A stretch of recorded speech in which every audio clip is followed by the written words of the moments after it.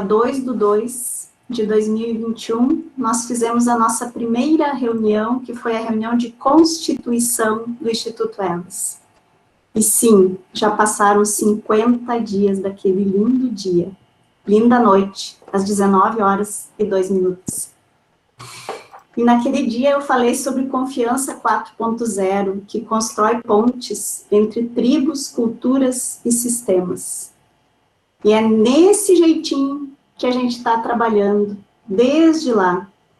E cada um que se somou aqui, tem umas pessoas aí que são novas, que não estavam naquele primeiro dia, mas que estão aqui, foram construções baseadas nessa confiança 4.0. Uma confiança que é pelo bem comum.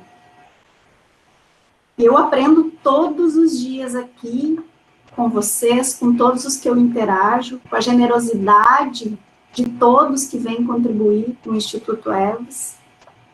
E eu posso dizer que 99,99% do que a gente iniciou, prosperou e está evoluindo. O que não deu certo foi aprendizado. A gente está aprendendo. E estamos em pleno processo de aprendizagem. E eu agradeço a cada uma de vocês que está aqui ensinando algo para nós, no Instituto, ou para as outras pessoas que vocês estão interagindo. Eu gostaria já de dizer hoje que a gente está com a documentação pronta, mas não está pronta. Nosso CNPJ está em andamento. Vamos ter nosso CNPJ, vamos ter nosso site, vamos ter nossa camiseta, tudo no momento certo. Porque aqui a gente não tem pressa. A gente está indo passo a passo. E cada passo com integridade, com generosidade, com gratidão e com empatia. Né, doutora Empatia? A doutora Empatia, que eu chamo, é a Stephanie. E a Stephanie, ela passou para a mesa diretora do Evas depois da primeira reunião que a gente teve, porque a Areta, por questões pessoais, a gente entendeu que o momento dela era permanecer como conselheira e não na mesa diretora. E a Stephanie entrou, então, como diretora executiva, junto com a Nath. Temos 2 diretoras executivas.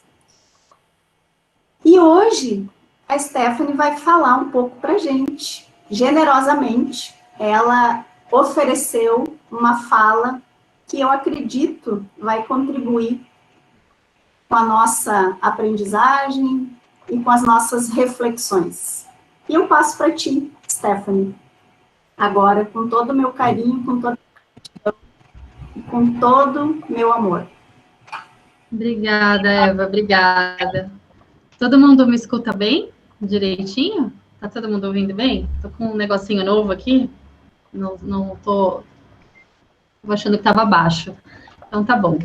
Obrigada, obrigada pelo espaço. Eu só queria explicar para as pessoas, antes da gente começar, na verdade, a Eva havia comentado comigo sobre uma aula na noite de hoje, e há dias atrás eu precisei construir uma experiência para um evento específico, e essa experiência foi tirada de um vídeo que eu recebi depois do Fórum Econômico Mundial em 2020. Não é uma aula, não é uma palestra, eu vou conduzir vocês para uma experiência que vai durar, no máximo, 25 minutos, mais ou menos. Então, eu queria pedir nesse momento, que se for possível, se vocês estiverem num ambiente e num momento do dia de vocês que permita isso, a gente deixe o celular um pouquinho de lado, para a gente conseguir se conectar só com a história, porque é uma história forte, mas a ideia é que ela promova reflexões fortes também. Vamos lá.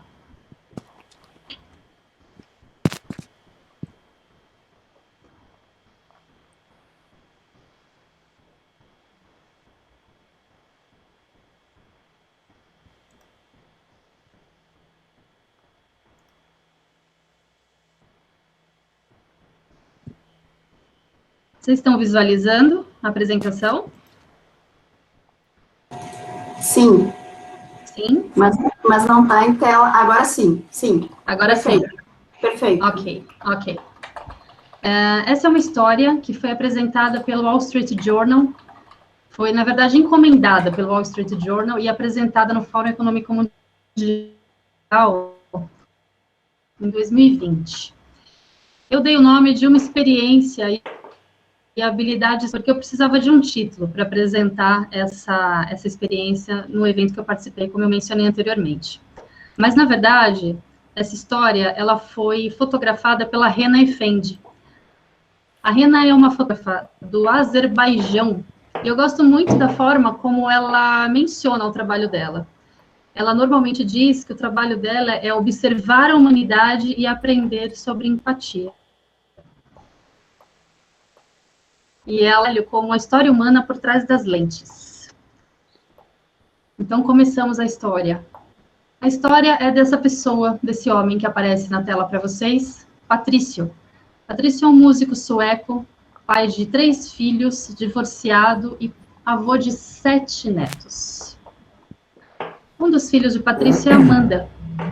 Amanda sempre foi uma menina muito doce, muito sensível e com muita abertura, com um coração muito aberto para receber, entender e acolher qualquer tipo de vulnerabilidade.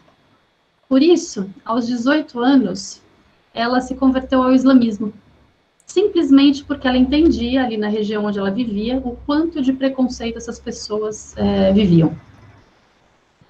E também, no islamismo, ela conheceu um rapaz, um norueguês, também convertido ao islamismo, e se casaram. Aos 20 anos, Amanda já tinha 4 filhos. Um belo dia, ela manda uma mensagem para o pai, avisando que sairia em férias para a Turquia. E iria com o marido e com os filhos, obviamente, ficariam um mês por lá, para descansar, enfim. Até que um dia, Patrício recebe uma outra mensagem. E nessa outra mensagem, Amanda pedia desculpas pelas escolhas que ela havia feito. O marido, Michael, havia se convertido ao Estado Islâmico, havia se tornado um recrutador do Estado Islâmico. E ela pedia para que o pai, naquele momento, por pior que parecesse a situação, não ficasse assustado, porque era o melhor para eles. Eu imagino que a maioria das pessoas aqui nessa sala, nesse momento, tem filhos ou tem algum contato próximo com crianças, e devem imaginar o que é um pai ouvir de um filho: não se preocupa, eu estou dentro do Estado Islâmico, mas eu estou bem. Impossível. Até que um dia, Patrício recebe a notícia do Michael, avisando que em um dos ataques das tropas americanas, Amanda foi atingida e não resistiu. As crianças estavam num campo de refugiados, desnutridas, doentes, passando bastante necessidade, sem medicação e tomando sopa de grama por falta de mantimentos. Essa imagem é a cova, a campa, o túmulo da Amanda, um pedaço de terra mal coberto. E, de repente, esse homem precisou tomar uma decisão. Diante da negativa do governo do seu próprio país, de que não haveria condição de acompanhá-lo, de ajudá-lo, por razões óbvias, nenhum governo negocia com o Estado Islâmico. Ele pegou uma mochila, colocou alguns objetos de higiene pessoal, muita fé na humanidade, muita coragem, e seguiu para a Turquia, para a divisa da Turquia, para tentar encontrar esses netos. Um campo de refugiados com 28 mil crianças de diversos países. E ali tinham 7 netos desse homem.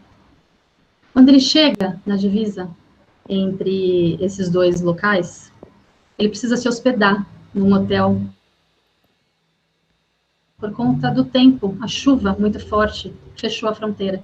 E mesmo com pouco recurso financeiro, ele se instala num hotel e aguarda por 48 horas até que a chuva passasse, com muitos pensamentos, muitas aflições e muita resignação.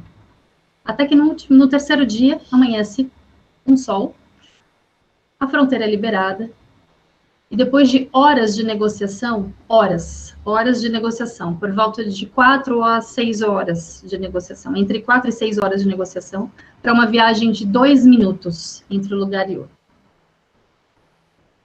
E ele chega no hospital e começa a buscar por Muhammad, o seu neto mais novo. Ele havia recebido a informação de que Muhammad estava com uma infecção pulmonar, internado nesse hospital. Um hospital cristão na Síria, com uma segurança muito precária. Ele perguntava para os funcionários desse hospital, mostrava a foto do neto e perguntava por essa criança, e ninguém sabia dizer onde estava, ninguém reconhecia a foto. Reparem no bercinho, no primeiro bercinho da foto, na base da tela, tem um cobertor roxo com umas flores amarelas. Esse é Muhammad. Ninguém conseguia reconhecer. De tão desnutrido que ele estava. Até que Patrício senta nessa sala de espera do hospital e começa a chorar desesperadamente, quando a própria fotógrafa o ajuda a encontrar e percebe, o ajuda a procurar e percebe que Muhammad é esse menino desnutrido. Que ele consegue pegar os braços. Em que ele abraça essa criança, a única coisa que ele sabe, que ele consegue dizer, é o quanto ele era pequeno. Como ele é pequeno, como ele é frágil. E nesse momento, essa criança, sem saber quem é esse homem, pega o crucifixo que está pendurado na corrente desse avô e abre um sorriso. Essa foto é muito emblemática, mas de alguma forma essa criança sentiu que estava, a partir daquele momento, protegida. E talvez, a partir daquele dia, sua sorte mudasse.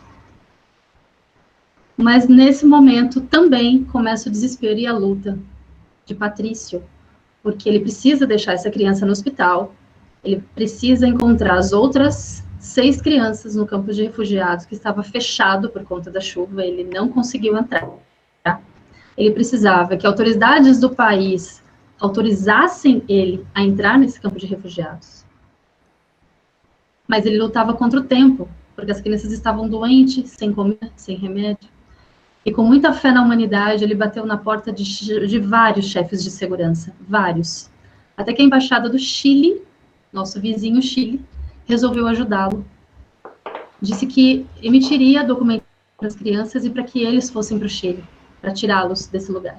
Nesse momento, o país dele se mobilizou e falou, não, assumimos então a partir de agora. E depois disso, ele consegue entrar nesse campo de refugiados. Encontra os outros 6 netos, leva medicação, leva comida o suficiente, leva roupas, remédio, para que essas crianças comecem a se fortalecer até que essa documentação seja liberada, até que essa negociação chegue ao final e as crianças fossem liberadas para ir até o hotel onde ele estava hospedado. Esse período durou alguns dias de angústia, aguardando essa embaixada preparar toda a documentação dessas 7 crianças. E com a ajuda de amigos, ele levanta $9.000 e consegue comprar brinquedos, sapatos, roupas, remédios e comida e abastece esse quarto de hotel com 6 camas e paga várias outras diárias até que essa documentação seja liberada. Até que chega a boa notícia. As crianças são liberadas e levadas até o hotel com uma advertência de que ninguém saísse, por hipótese alguma, desse quarto de hotel, até que as embaixadas entregassem os documentos para que eles voltassem para o seu país de origem. Nesse quarto, ele ficou por mais 15 dias com essas crianças doentes. O quarto cheirava a fralda, a vômito, crianças com catapora, desnutridas, com infecção. O neto mais velho, Ibrahim, desenhava o tempo inteiro, todos os dias, sem parar. Tanques de guerra, pessoas machucadas, bombardeios, e pouco falava. Até que num momento de despertar, de consciência, de percepção de humanidade, a Rena, aquela fotógrafa que eu comento lá no comecinho, ela deixa a câmera de lado e lembra da humanidade dela atrás das lentes. E ela lembra o quão mãe ela é todos os dias. As pessoas da equipe lembram o quanto humanas são atrás das suas lentes de trabalho e começam a ajudar a Muhammad a cuidar dessas crianças, dar banho, remédio, trocar, dar comida, para que esse homem pudesse ter um mínimo de descanso antes de voltar para casa. E essa é uma das poucas cenas de descanso desse avô. Até que, enfim, o direito de voltar para casa. A embaixada entra em contato e avisa que em poucas horas eles precisam estar no aeroporto. E nessa correria eles chegam, entram no avião e percebem que esqueceram as fraldas das crianças. 7 crianças sem fraldas no avião. E era um caso muito acompanhado na região, na época. E quando eles entraram no avião, esse homem foi aplaudido de pé por todos os passageiros que se mobilizaram em improvisar fraldas e ajudar a cuidar das 7 crianças até que eles chegassem em casa. E, particularmente, para mim, Stephanie, essa é a cena mais emblemática dessa história. Um nó na garganta dilatado, os olhos cerrados, o choro querendo gritar, os ombros caídos, com peso de 7 crianças que estavam prestes a morrer, o peso de um resgate e o choro de alívio no aterrissar de um avião na terra-mãe, não só desse homem, como dessas crianças que voltam para casa definitivamente, sem mais nenhum risco. A empatia é ver o mundo com paciência e sinceridade através dos olhos de outra pessoa. Essa frase é do Einstein, dita pela Hannah Effendi, aquela fotógrafa no início dessa palestra, no Fórum Econômico Mundial. Nesse campo de refugiados, existem 28 mil crianças presas e condenadas. Por que condenadas? Porque 20 mil delas são da própria região do Iraque e ficam ali esquecidas, são órfãs. As outras 8 mil são crianças de 60 países diferentes que têm tratados e defendem os direitos humanos, mas não os cumprem, violam os direitos humanos no momento em que não resgatam seus órfãos desse campo de refugiados. E não resgatam porque a sua própria população não aceita órfãos do Estado Islâmico, por entender que são, que na verdade, representam algum perigo para o seu país. A grande maioria deles tem menos de 5 anos. Como crianças com menos de 5 anos vai representar algum perigo? Se eles crescerem dentro desse campo de refugiados, forem alimentados pelo Estado Islâmico, dependerem deles, continuarem dependendo do Estado Islâmico e futuramente eles se tornarem um soldado, aí sim eles vão lembrar quem os rejeitou, e aí sim eles se tornam um perigo. Mas hoje, por que as pessoas rejeitam crianças com menos de 5 anos porque são órfãos e vivem no Estado Islâmico? O único país que conseguiu resgatar suas crianças desse campo de refugiado foi a França. E agora, Patrício, a muito custo, depois da movimentação do Chile que a Suécia se envolveu. Tudo isso para ajudar a gente a refletir sobre que nós temos, todos nós temos, alguns mais, outros menos, algumas vezes mais desenvolvidas, às vezes nem tanto, não é com todo mundo que ela se desperta, nem nos momentos, mas ela existe, ela pode ser resgatada, pode ser buscada, treinada, e a gente pode escolher por ela, em vários momentos da vida, a gente pode escolher por acioná-la. O termo empatia, antes do estudo dessa habilidade, a empatia, se tornar interessante para a psicologia, os observadores de arte usavam o termo para se referir à projeção do self nas obras, como um momento de conexão entre o observador e o artista. A partir do momento em que o dono de uma obra a coloca em contato com o mundo, ele deixa de ser o dono dela. Quem fala isso é o Wagner Rodrigues, um psicoterapeuta paulistano, que faz essa analogia. O artista ele é dono da obra em si, da parte física da matéria, não do significado dela a partir do momento que ele a expõe em qualquer lugar. Isso porque essa obra vai assumir a perspectiva de cada uma das pessoas que se conectarem com a obra, com base nas suas respectivas histórias, valores ou preconceitos. Mais do que ser decifrada, a arte é para ser sentida. Na grande maioria das vezes, a força do seu significado não está explícito. A gente precisa sentir.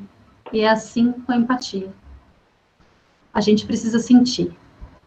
Quando falamos sobre complexidade dos sentimentos humanos, nada é mais emblemático do que empatia. É mais fácil dizer o que ela não é.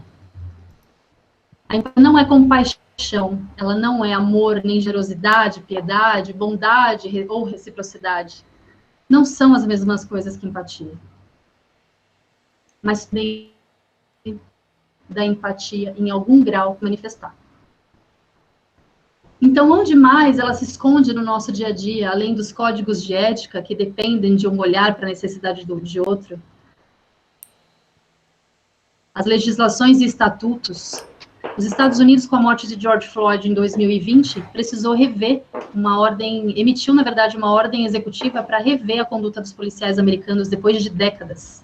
Uma habilidade manifestada na população global provocou essa mudança, que parecia impossível.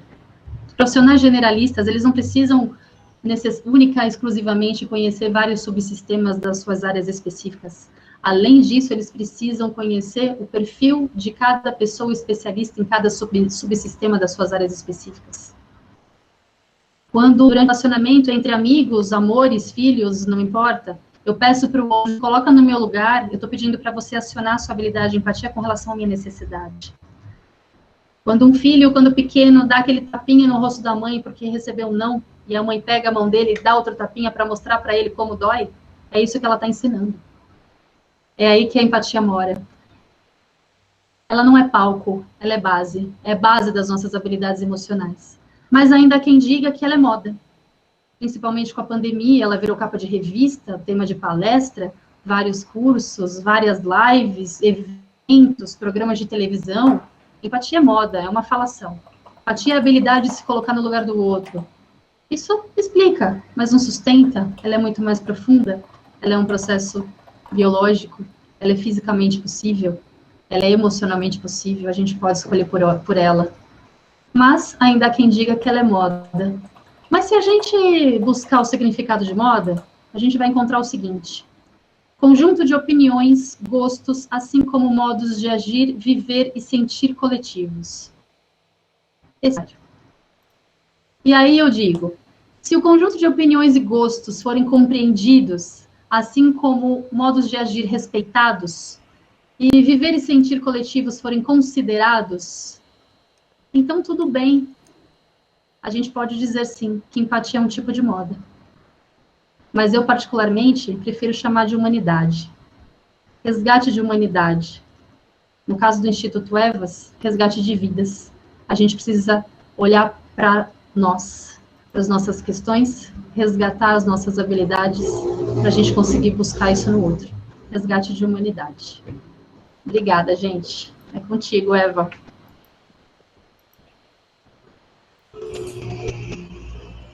E eu consigo falar agora?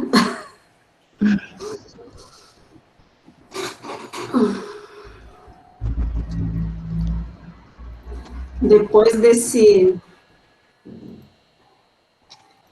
Eu não sei definir exatamente o que eu estou sentindo nesse momento, mas deve ser parecido com o que todos vocês estão sentindo. É um misto de vontade de chorar, com um misto de vontade de fazer as coisas diferentes do que estão sendo feitas até agora. E eu acredito, e é por isso que a gente está aqui. Dá para a gente fazer diferente.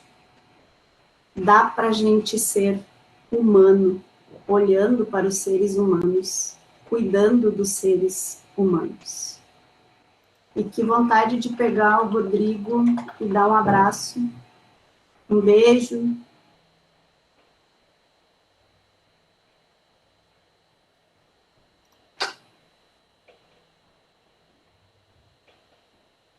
E é por isso que a gente está aqui, trabalhando, acreditando, se conectando.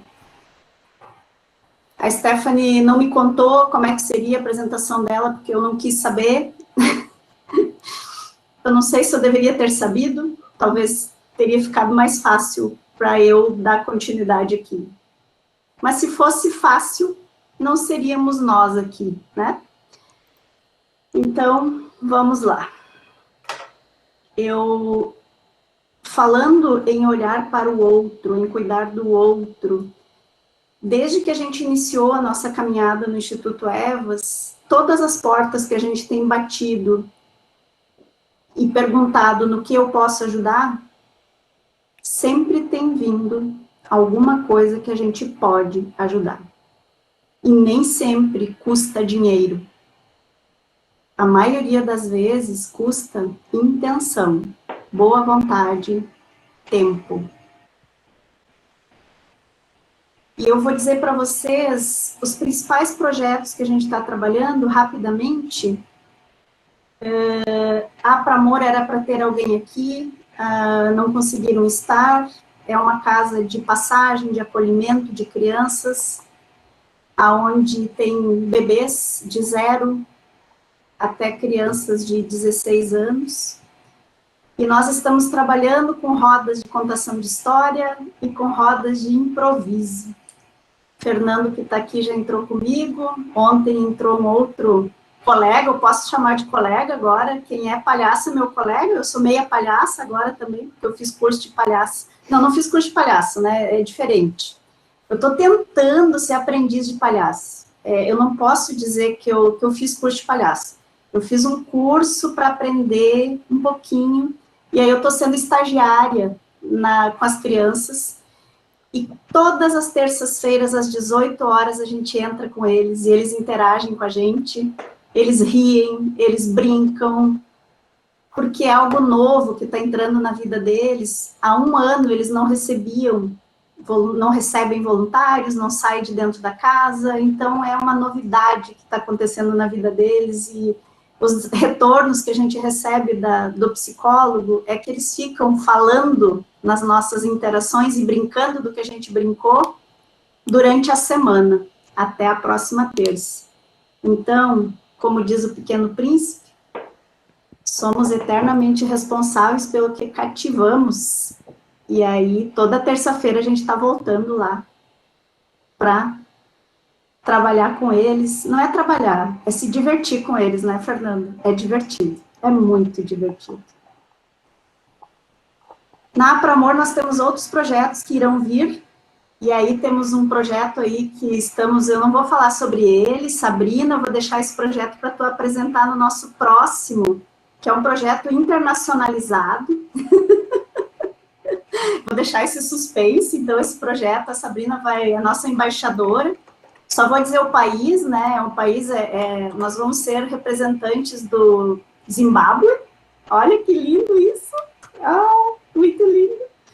Já somos, né, parceiros, então virá novidades maravilhosas aí, em breve. O projeto Pescar, a Adelaide era para estar aqui, mas também está com os filhos adoecidos. E no projeto Pescar nós temos voluntários que estão atuando lá, que estão aqui conosco. E está um trabalho muito lindo com aqueles jovens que todos estão com 18 anos, e em dezembro eles vão ao mercado de trabalho. A gente quer trabalhar com eles até dezembro, para que eles vão para o mercado de trabalho com a mínima condição possível de cidadania, de autonomia, de protagonismo de vida, porque eles são todos jovens em situação de vulnerabilidade. Então, se nós temos problemas para segurar a nossa emoção frente a tudo isso que está acontecendo, imagina eles que têm vulnerabilidades sociais, na família, todos eles têm algum caso que eu não vou relatar aqui, porque a gente conhece o que é vulnerabilidade social. As rodas de escutatória que a gente está fazendo, ideia da Nath, a gente fez uma aqui no Instagram, foi muito boa, e a gente está fazendo roda de escutatória agora customizada. Temos uma roda de escutatória dia 31 de março, olha só, gente, com as coordenadoras da Pastoral da Criança. Por quê? O que está acontecendo com essas coordenadoras? Eu conversei com o padre. E o que está acontecendo com elas? Angústia, dor, sofrimento. Porque elas não estão conseguindo trabalhar com as gestantes e com os bebês. Não parou de nascer criança, não parou de ter gente gestando durante esse ano de pandemia.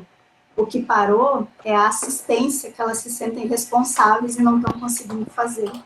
E isso está gerando angústia, dor, adoecimento.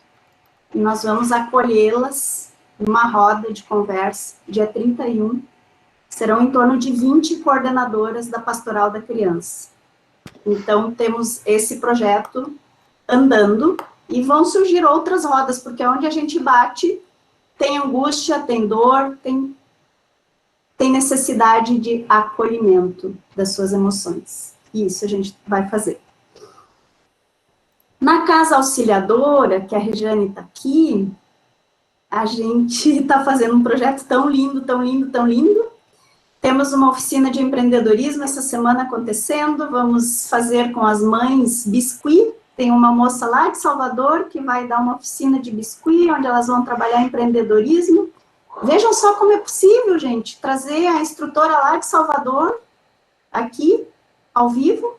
A Regiane comprou o material, distribuiu nas casas, as mães vão se conectar, nós vamos fazer oficina.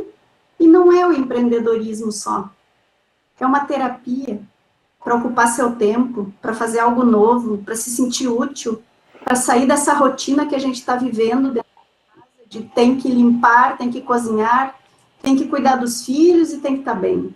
E essas mães têm menores condições, então a gente está levando essa oficina para elas, é um sopro também. E essa oficina a gente quer multiplicar. A instrutora está a fim de abrir uma universidade do biscuit. Vamos abrir uma universidade do biscuit, porque ela conta que o biscuit transformou a vida dela. E ela adora ensinar. Ela adora ouvir as histórias das pessoas que aprenderam a arte do biscuit com ela. E na casa auxiliadora, nós estamos mensurando o FIB. E o que seria mensurar o FIB para quem não conhece o que é essa metodologia? E aí eu vou pedir que o Fernando conte para a gente o que a gente está fazendo lá na casa auxiliadora. Vai, Fernando. Boa noite, pessoal. Ver tantas carinhas já conhecidas, queridíssimas, pessoas mais novas também já queridas. Temos aqui uma bruxa com CH. Um dia ela conta essa história para vocês. Temos já intitulado uma Rainha do Botão, aqui também, né, Dona Regiane, e outras carinhas que a gente que já conhecia aqui. E assim, eu me sinto até constrangido de falar de FIB com gente que conhece mais que eu sobre FIB. Mas o que eu queria era mostrar para vocês a filosofia. Eu tenho 10 minutos só, foi o que a bruxa com CH me concedeu, então eu vou dizer rápido. Mas eu quero mostrar para vocês aqui. Deixa eu ver, eu acho que eu não vou conseguir. Agora. Vocês estão vendo minha tela? Mas eu não consigo... Sim, estamos. Tá. Mas eu não sei o que acontece que eu não... Fer, você precisa colocar em tela inteira. Então, mas... ele não... Vocês enxergam aqui? Agora tá entrando. Pode colocar em modo apresentação, já entrou. Tá. Sim. Ótimo. Então vamos lá. Só para mostrar o que é o FIB e um resultado bem geral.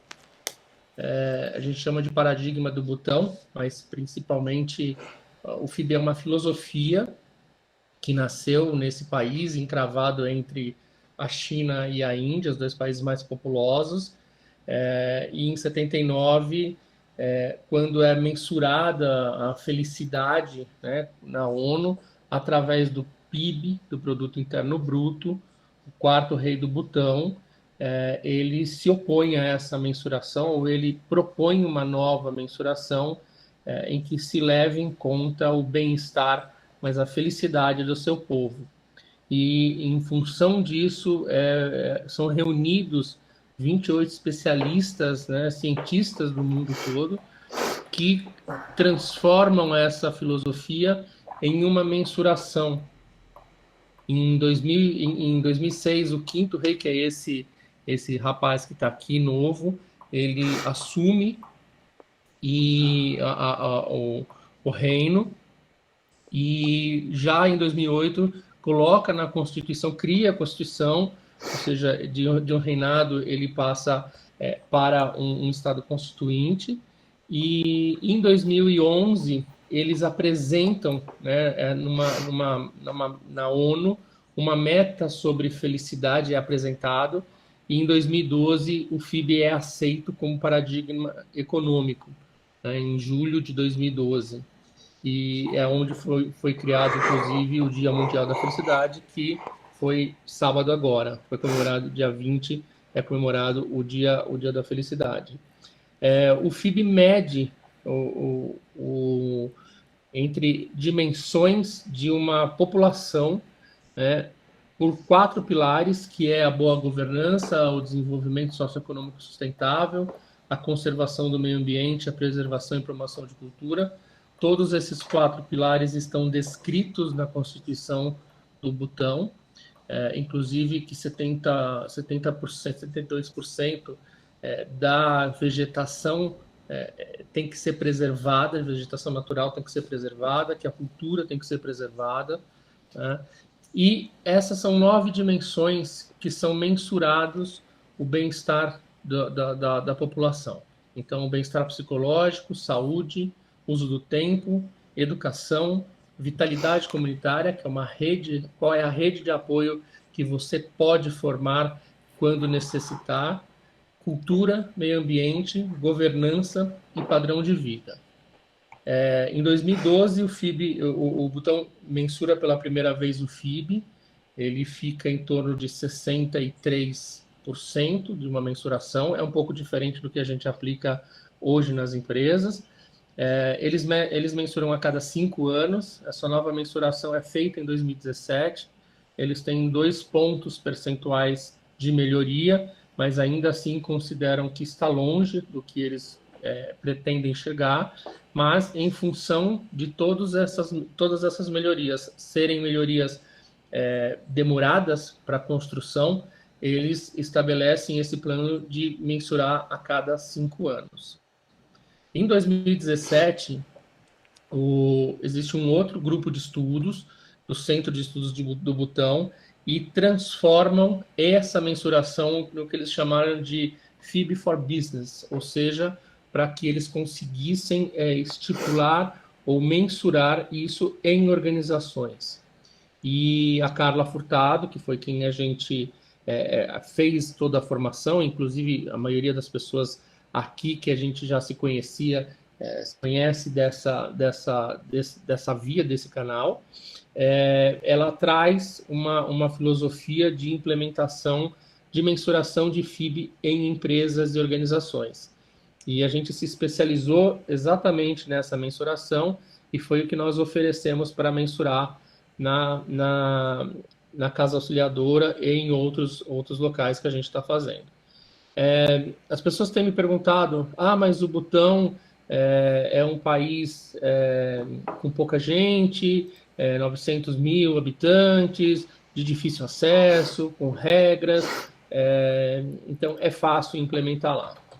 E aí a comparação que a gente tem feito, né, visto todo o sofrimento e angústia que a gente tem passado com relação principalmente à pandemia, é mostrar, e vocês veem aqui, que este gráfico é um gráfico de 24 de março, às 2h41 da tarde, ou seja, ele é de hoje, e eles têm 869 casos confirmados e uma morte.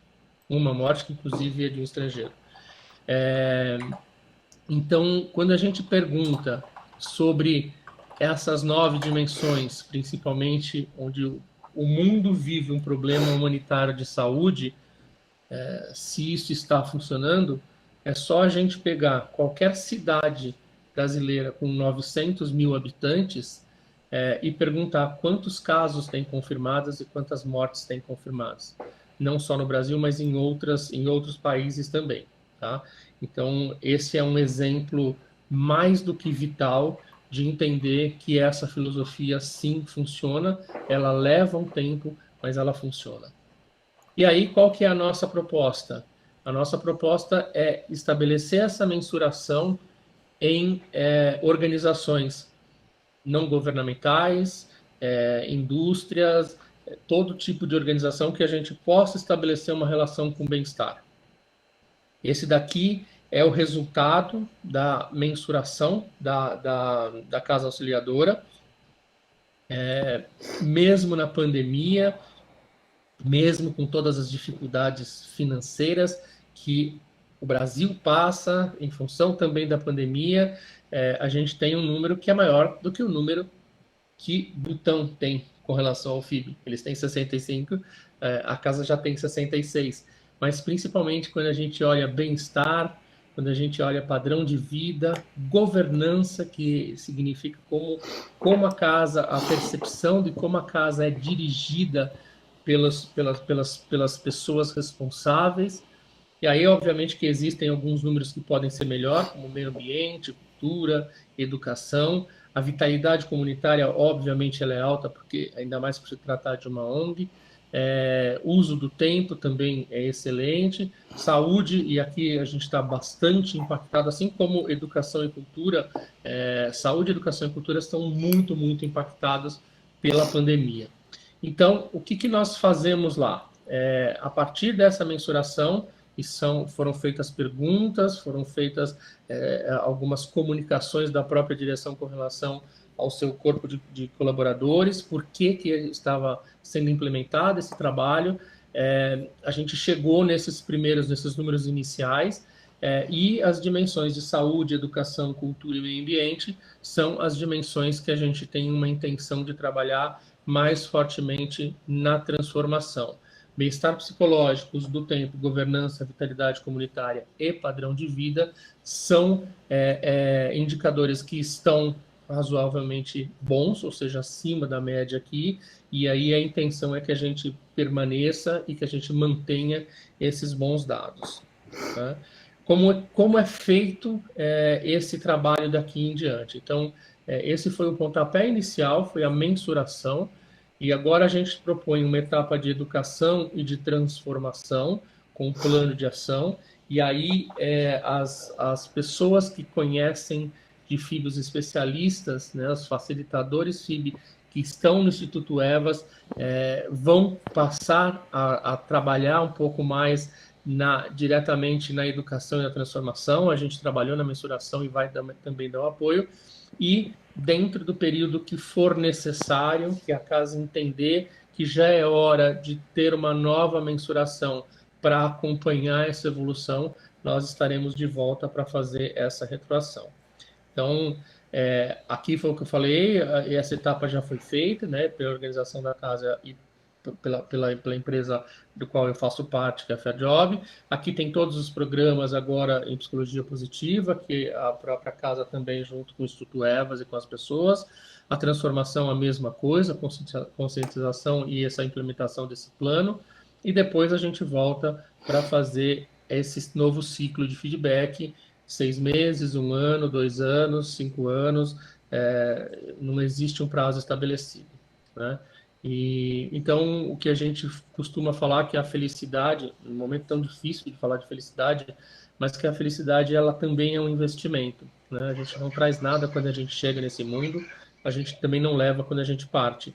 E nesse intervalo, o que a gente tem procurado fazer é investir em sonho, em alegria, em gentileza, em saúde. E o retorno desse investimento é exatamente a felicidade que a gente colhe durante esse trajeto. Então, deixa eu voltar aqui.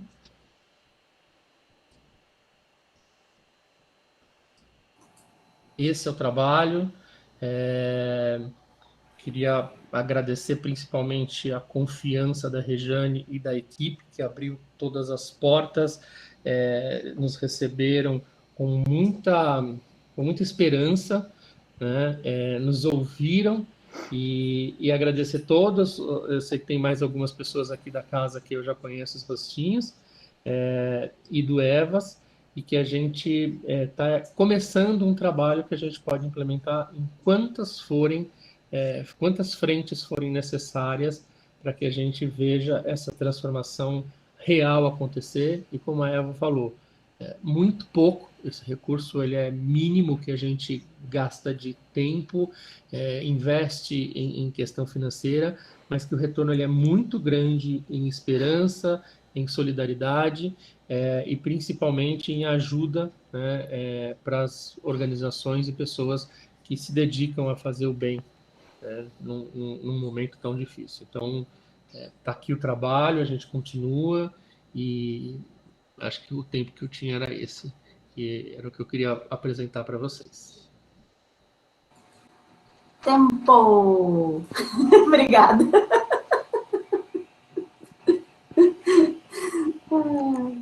Obrigada, Fernando. Obrigada pela parceria. Como eu falei antes, tudo acontece pela colaboração. E a Rejane, que está ali, é testemunha que a gente está indo na boa intenção, né, Rejane? Estamos construindo juntas essa via, vai, vem, e é assim que a gente consegue se ajudar efetivamente, não é chegando com uma receita pronta, e essa é a nossa intenção no Instituto, sempre foi, lá desde o começo, quando a gente estava conversando, né, Nath, né, Josemir, lembra aquele dia que estava nós três conversando, e aí, acho que foi a Nath, ela disse, tá, mas isso aí é FIB que a gente está falando, né, que é o bem-estar, né, isso. E aí a gente olhou para essa metodologia de trabalho, mas será que é possível? E só é possível quando alguém abre a porta para a gente e acredita na gente, e essa colaboração acontece. E o Fernando veio colaborar também, Rodrigo vai colaborar também, e uma galera aí vai colaborar. Então, eu quero agora abrir para perguntas. Perguntem, por favor.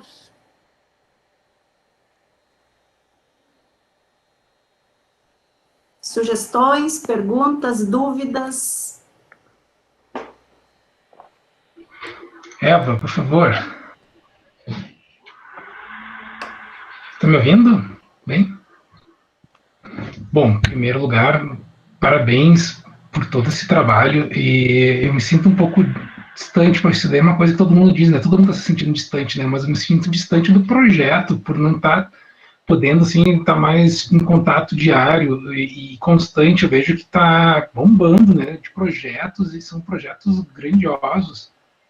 E algumas ideias, assim, que realmente eu só estou vendo aqui com vocês, né? A Eva já me conhece bem, eu trabalho há mais de 24 anos em instituições também de assistência social, mas que são com um propósito voltado ao trabalhador, que é o SESC e o SENAC, e a gente tem uma atuação muito focada, né, e centralizada aqui no Rio Grande do Sul, né, por força dos nossos regulamentos. A gente não tem muito braço e nem muita asa para voar longe, né. Uma hora vendo essa apresentação, assim, do Fernando, eu me sinto um grão de areia, e fico muito feliz em poder fazer parte disso e estar aprendendo. Acho que esse é um comentário que eu gostaria de trazer aqui. Eu até nem tenho muitas dúvidas, porque são todas, né? Eu só estou aqui de ouvinte e quero cada vez mais conseguir aprender e chegar aí e entender um pouco melhor o objetivo de todos os projetos, que são bem complexos. Até se vocês tiverem, vocês tiveram um material para divulgar, algum repositório para a gente conseguir ler e se inteirar assim, no nosso tempo que tem aqui no nosso dia a dia, seria interessante.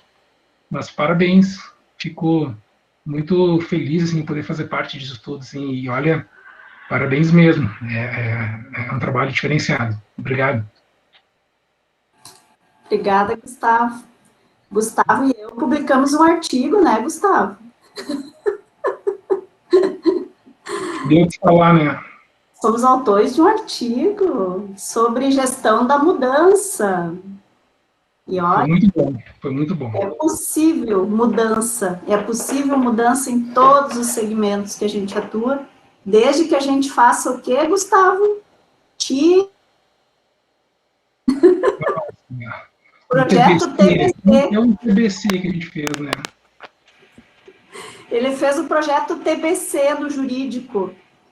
Tirar a bunda da cadeira do jurídico e o jurídico atuar mais proativamente. E esse projeto é um artigo que a gente foi para São Paulo.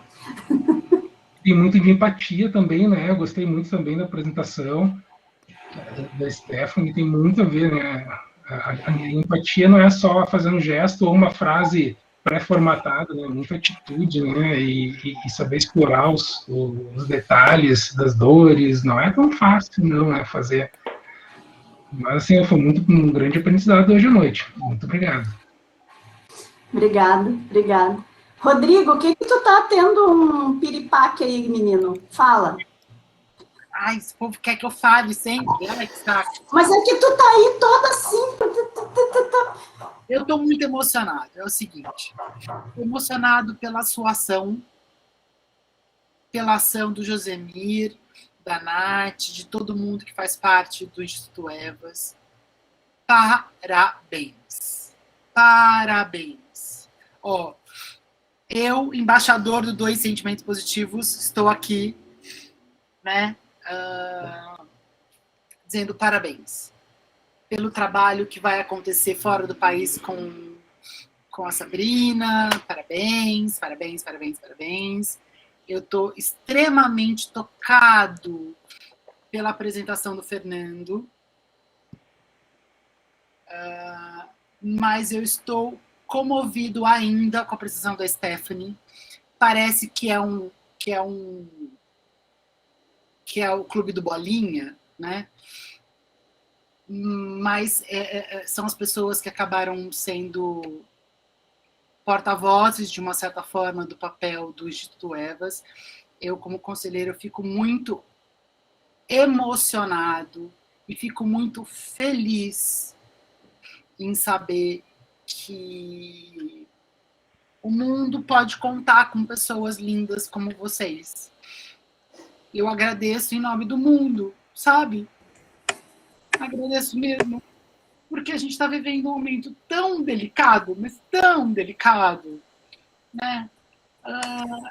E a gente tem um papel tão importante. Eu me descolo um pouco de vocês no momento em que eu me coloco num papel de fazer um outro papel dentro desse organograma, né?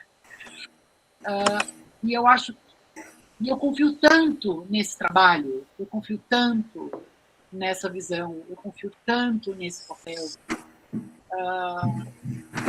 Essa lindeza, eu estou nesse momento completamente tocado, emocionado e grato por saber que tem pessoas lindas aqui, só agora estamos em 23 pessoas nessa sala, querendo transformar o mundo num lugar mais amoroso, mais gentil, mais empático, com mais dignidade, né?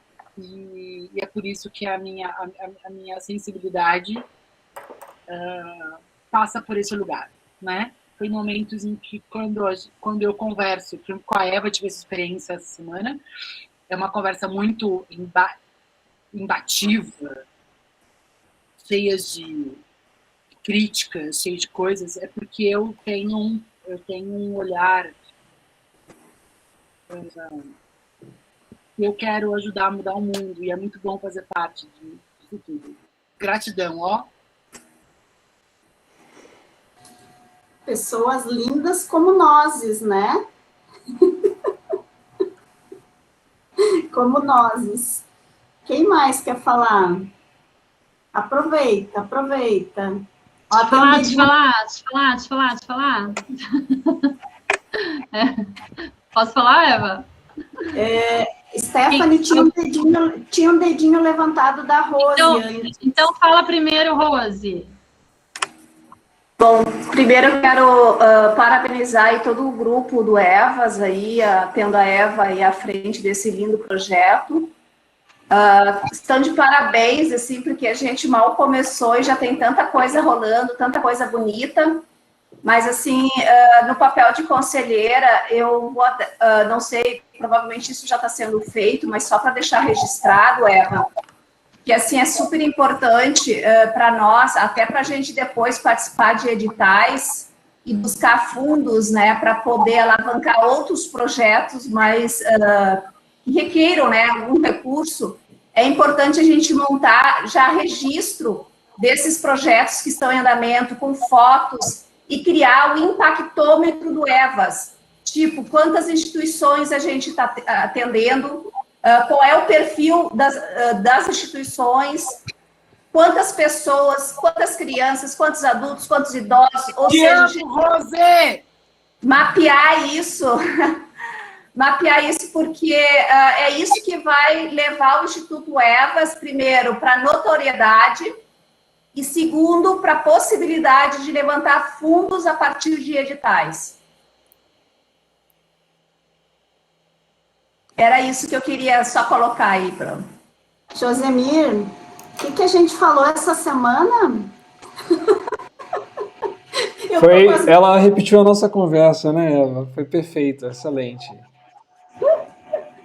Eu queria aproveitar e falar, já que abriu o microfone, mas eu não sei se eu vou aparecer na frente de alguém. Alguém pediu para falar, não? A Stephanie. A Stephanie, tá, depois eu falo. Mas eu deixo você falar, você é VP, quem sou eu? Não, Pode imagina, falar. não sou VP aqui. Vai, VP! Fala, VP! Então, o que eu ia comentar, né, que quando a Eva me chamou lá no início, a gente teve aquela primeira conversa, né, e eu fiquei entusiasmado com aquilo, né, e hoje eu estou vendo assim a capacidade que ela tem de reunir talentos, né? Eu fico impressionado com a capacidade que a Eva tem de reunir talentos, mas junto com isso a capacidade de todos de realização, né? A capacidade que todo esse grupo aí, esses 23 e mais aqueles que não vieram, tem de realizar, de fazer as coisas acontecerem, né? Então isso tudo me toca também.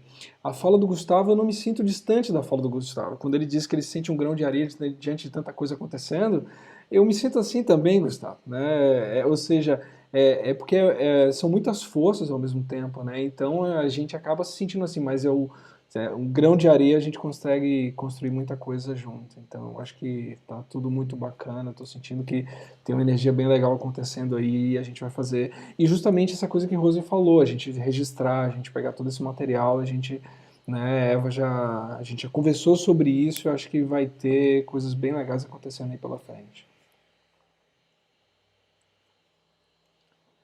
Impactômetro. Amei o nome, nós não tínhamos batizado, agora está batizado, impactômetro, ok. Vai, Stephanie. Oi, na verdade, eu tive vontade de falar algumas coisas para nós, especificamente, lembrando dos meus 20 anos de carreira aí, lá atrás, no comecinho, saindo da faculdade, a minha formação inicial é serviço social, eu sou uma assistente social, antes de assumir recursos humanos e gestão de RH em grandes organizações e blá, blá, blá, todo aí que a gente já conhece. E aí, eu queria deixar uma dica para a gente. Quando a gente trabalha com vulnerabilidade no nível em que a gente vai trabalhar e a gente se envolve no nível que a gente vai se envolver, a gente precisa se cuidar. A gente está num momento extremamente sensível do planeta, das nossas emoções, das nossas histórias. Eu não sei vocês, mas tem dia que me dá uma revolta assistir jornal, panela para mim não resolve, sabe? Eu fico indignada, não é panela que vai resolver, panelaço que vai resolver o nosso problema. A gente precisa manifestar nossa indignação de uma maneira mais efetiva, diante de 3 mil mortes por dia, 15 mil por semana, e todo o reflexo que esse legado maravilhoso está deixando para a gente no planeta, né? Então, olhem para vocês, porque no momento em que vocês forem lidar com esse tipo de projeto, uma casa de passagem, por exemplo, uma criança que sofreu maus tratos dentro de casa, com pai e mãe, ter que viver numa casa de passagem para então ir para uma adoção que talvez não dê certo no primeiro momento, é muita fragilidade. A gente já está frágil, a gente já vem de um momento frágil. A gente precisa estar mais firme, passar pelo crivo. Quando eu comecei a trabalhar com isso há muitos anos atrás, eu nem se usava a palavra empatia, eu nunca imaginei que 20 anos depois eu ia estar trabalhando com isso dentro das organizações. Mas era uma coisa minha que eu sofri muito até entender que a gente consegue passar por um crivo, que tem um ponto saudável da empatia para a gente não adoecer. E o meu recado aqui para a gente hoje é esse: nós vamos lidar com situações de extrema vulnerabilidade que vai nos atingir em cheio no momento que a gente já não está bem. Então, Dona Eva, que é extremamente sensível, capta tudo e mais um pouco, se emociona pra caramba, cuide-se, todos nós da linha de frente, no atendimento especificamente, a gente vai ter que se cuidar. A Sabrina pode complementar a minha fala enquanto psicóloga, acho que ela está entendendo o que eu estou querendo dizer, mas é mais um alerta para tudo que a gente vai ter que encarar daqui para frente, porque não virá só com o histórico individual de cada instituição, mas virá com o histórico individual de cada instituição, mais o peso do que está acontecendo no planeta, né? Era isso, é só um alerta para a nossa saúde mental. Gratidão pela preocupação com a minha pessoa. É por isso que eu me cerco de pessoas como vocês, porque vocês me nutrem. E amanhã de manhã estarei com Sabrina e Sandra e Rejane, nutrindo. É isso, nutrindo. E vamos lá que o mundo precisa da gente. Mais alguém quer falar? O Alex chegou ali agora, Alex. Você quer contar da nossa camiseta como é que foi o processo ou não? Deixamos para a próxima.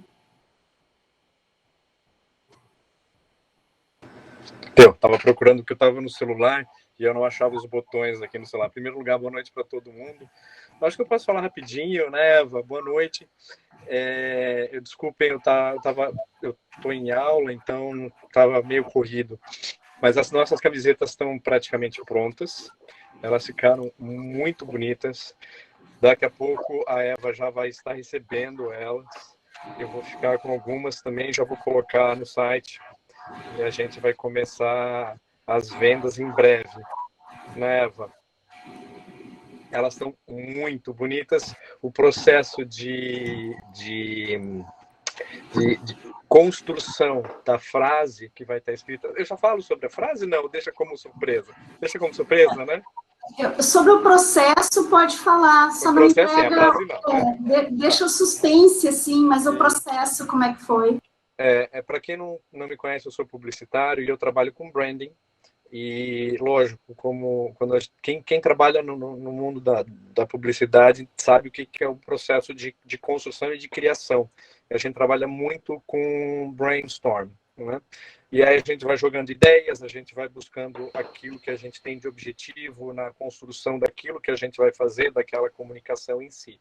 E o nosso objetivo era criar uma frase curta, que de longe as pessoas pudessem ver aquilo, que conseguisse traduzir em pouquíssimas palavras aquilo que a gente quer dentro do movimento. E a gente conseguiu, né, Eva? No começo, esses trabalhos de brainstorm, eles às vezes podem levar 2, 3 dias até, dependendo do negócio que precisa ser construído. E eu estava imaginando que a gente fosse gastar, eu tinha guardado, assim, do tempo que eu tinha marcado para a reunião com a Eva, eu tinha guardado na minha agenda mais ou menos 3 horas e meia, para a gente ficar conversando, debatendo, e quando a gente viu, em meia hora ficou pronto, né, Eva? E eu olhei para a Eva e falei, Eva, não acredito, a gente conseguiu chegar nessa frase assim, essa sintonia que a gente tinha, que a gente estava ali naquele momento, e foi assim, a gente chegou e fomos falando, a gente foi conversando, e quando a gente viu, a gente construiu a frase juntos, e chegamos numa comunicação que a gente tem certeza que que não existam outras formas, né? Tudo é possível, existem vários caminhos para se chegar no mesmo ponto, mas a gente acredita que esse caminho que a gente definiu através dessa frase que está nas camisetas que breve vão chegar, elas definem bem objetivamente aquilo que a gente quer, né, Eva? É isso aí. E eu fiquei muito feliz quando nasceu, assim, é isso, foi rápido, fluiu, foi fluido mesmo, foi muito bacana o trabalho, muito legal. Assim como tem sido todo o trabalho no Instituto, tem sido leve. E eu quero perguntar, gratidão, Alex, por eu ter te chamado aí de assim, ó, vem, fala. Mais alguém quer falar? Tá aberto aqui. Aberto. Senão a Madre Teresa de Calcutá vai falar. Madre Teresa pode falar. Não sou eu a Madre Teresa, eu sou a bruxa com CH. É que eu tenho um recadinho da Madre Teresa aqui. Bruxa com CH é o meu nome lá no curso que eu fiz na Fairfan, que é para aprender um pouquinho de palhaçaria, um pouquinho. E daí o meu nome lá é Bruxa com CH. Eu fiz toda uma marca, eu fiz todo um merchan. Tem uma explicação, tem um conceito nesse Bruxa com CH, viu, Alex? Trabalhei conceito. Não sou publicitário, mas trabalhei conceito. É praticamente a mesma coisa, Eva. Eu a minha intuição, então eu fui pela intuição. Mais alguém quer falar ou posso trazer a Madre Teresa aqui? Posso trazer? Eu li a Madre Teresa ontem para meus alunos e eu acho que todo mundo conhece, mas eu acho que vem bem de novo a gente escutar o que ela falou aqui quando ela fala no assim mesmo.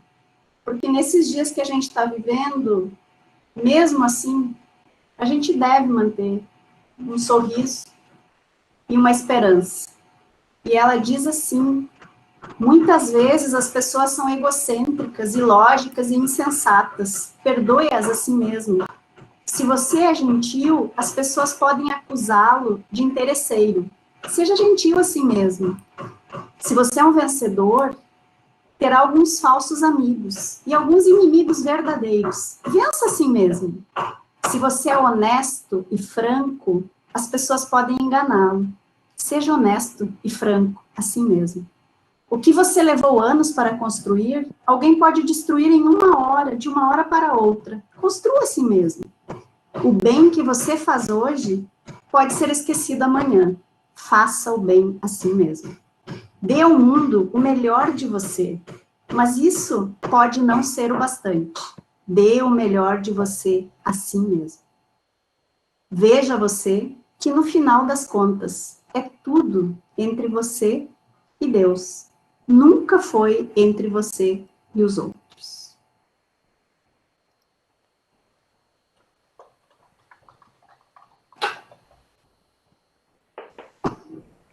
E essa... Obrigada, chefa. Obrigada. Eu quero agradecer. Lindeza da minha vida, lindeza, inspiração. Lindo demais! Eu quero agradecer quem mandou a mensagem para o nosso mural. Depois eu vou mandar o mural para cada um de vocês. Quem mandou Iemanjá? Quero saber quem mandou Iemanjá. Diego! Odoiá! Vambora. Eu vou mandar para cada um de vocês. Olha lá vem a imagem, lá vem a imagem. Aí. E eu quero contar para vocês que a oficina de biscuit só existe porque o Diego me chamou para uma live. Essas conexões pelo bem, elas acontecem quando a gente se conecta pelo bem.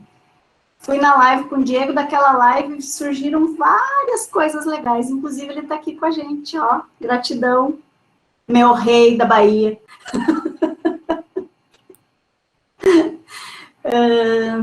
E eu quero pedir, então, que vocês escrevam uma frase aqui, como é que a gente está saindo agora, aqui no chat, rapidinho, para a gente ficar o registro, como é que eu vou, como é que eu estou saindo agora. E aí vamos desfazer a rede nacional de rádio e televisão, com só notícias boas, porque aqui a gente só conta notícias boas.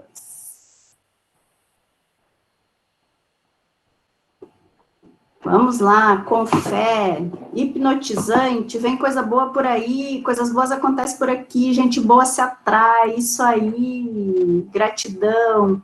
Saio maravilhado com tanta potência, com força e potência aí, ó, gratidão total, força para continuar, amando fazer parte dessa corrente, cada elo poderoso, que amor, melhor que quando entrei, luz e esperança, feliz por fazer parte desse projeto, lindo demais, amo vocês, obrigado por fazer parte, é nóis, inspirador. Ai, os bons são a maioria sempre, meu amigo, sempre, Fernando. Tenho aqui no meu celular, coladinho, os bons são a maioria. Alegre, gratidão. Gente, ó, eu estou levíssima depois dessa conexão. Luz, só luz, esperança, renascer das cinzas, troca de bons fluidos. Ó, Eva, posso falar rapidinho? Não Obrigada. falei antes. Não só pode falar, como pode encerrar com uma oração da luz, do paz, Não, pensando aqui na fala da Stephanie, né, que ela até pediu se eu complementasse, é que faz todo sentido esse olhar para os seus limites, esse olhar para como cada situação te toca, né?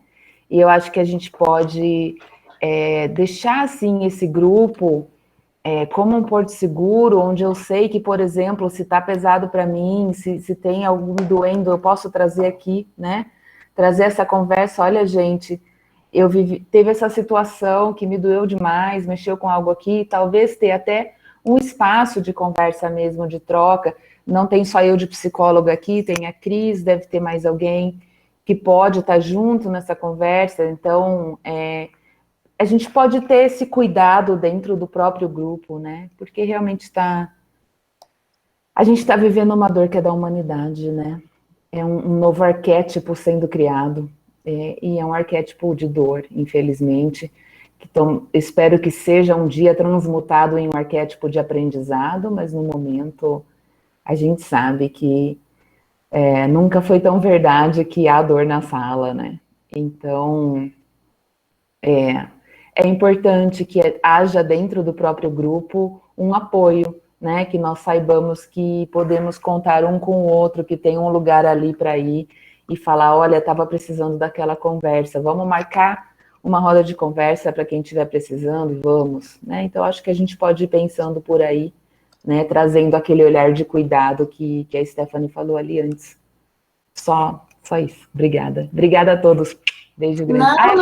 Né? Vamos lá. É o quê? A oração da luz, Eva? Então vamos. Gente, quem sentir no coração, pode colocar as mãos em Anjali Mudra. Esse é um mudra que a gente usa para oração. No yoga é um mudra que traz neutralidade. Então a gente coloca em frente ao peito. Feche os olhos. Imagina uma luz rosa no topo da sua cabeça e repita mentalmente ou oralmente essas palavras. Amor diante de mim, amor atrás de mim, amor à minha esquerda, amor à minha direita, amor acima de mim, amor abaixo de mim, amor em mim, amor ao meu redor, amor a todos, amor ao universo. Imagina uma luz azul no topo da sua cabeça e repita essas palavras. Paz diante de mim, paz atrás de mim, paz à minha esquerda, paz à minha direita, paz acima de mim, paz abaixo de mim, paz em mim, paz ao meu redor, paz a todos, paz ao universo. Imagine luz da luz sobre a sua cabeça. Luz diante de mim, luz atrás de mim, luz à minha esquerda, luz à minha direita, luz acima de mim, luz abaixo de mim, luz em mim, luz ao meu redor, luz a todos, luz ao universo. Inspira lento, profundo. E expira lentamente, retomando contato. Gratidão, Eva. Gratidão a todos.